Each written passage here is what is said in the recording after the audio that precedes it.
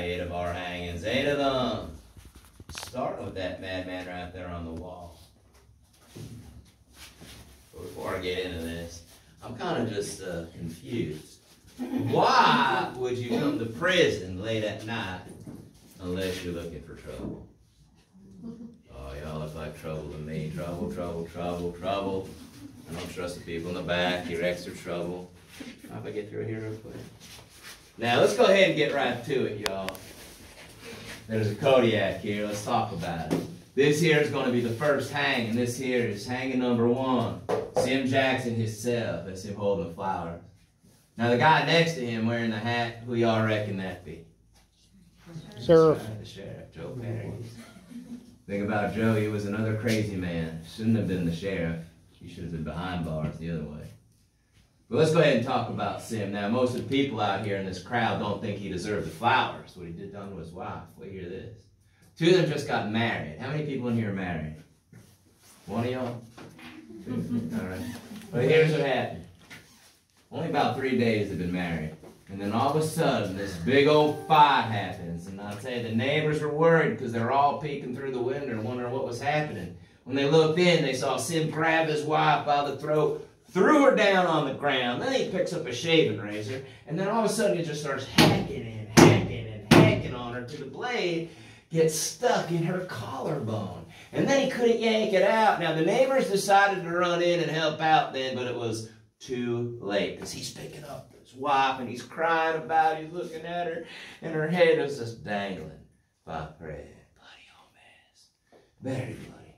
Now, the day of his execution, it came soon enough, and Sim had a final wish. It was to go ahead and speechify to the crowd here. Must have been about 500 people here, just waiting to hear him talk. Sheriff's like, "All right, son, what's your final words?" Then with his hands behind his back, he just starts laughing at the crowd. He laughed at the crowd for a good whole 5 minutes. And then he lets out, "See you all in heaven." I don't think he made it, though. Probably not. But who am I to judge, right? I'm where it's dry. Let's go ahead and talk about these 2 folks down here. See them 2? They're brain doctors. Look at this.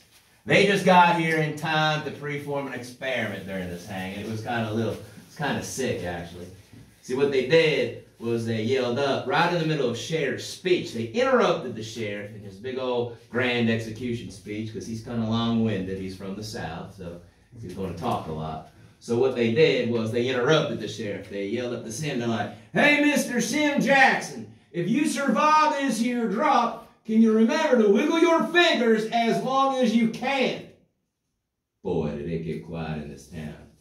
Boy, the sheriff came down, gave them the evil eye, just went like this to start with the execution. So they just dropped Sim. We thought Sim just broke his neck because his head just snapped down. And he's swinging back and forth in the wind there. And then all of a sudden, like a possessed man, his head pops up. And then he starts to wiggle his fingers. The whole crowd starts cheering him on. And he lasted 14 whole minutes, y'all. 14 minutes wiggling them fingers. But it took the sheriff all about 30 before they declared this man officially dead. Now, anyone here ever been hanged before? No one? All right. Well, let me tell you what happens here. First off, prison is a business. Y'all look educated, right? Once they got you inside, they want to keep you inside. He's going to keep you on that chain gang as long as he can work you. And the day when that day comes and you can't work hard no more, you're going to get your hanging day. He's going to make money on you then. See, sheriff's smart. That's how he runs this place. So 30 days before he decides to hang it, he brings you back downstairs from Gen Pop right through here. He's going to throw you. This here is death row. Now, you'll be inside this room for a good whole 30 days. Nothing fancy about the room, just a couple beds. But the sheriff gives you a nice window that looks right out to the gallows. See, every single morning, he's going to wake you up early. And board by board, nail by nail, you're going to build your own death trap. You see that? That's going to be you. You're going to put that together. Because that's the sheriff's final attempt in getting in your head. And he does a good job. Now, you all ready to go on upstairs? Yes. Oh, you're brave. That's good. Now, to understand here, where we're about to go is the evilest place here in the South.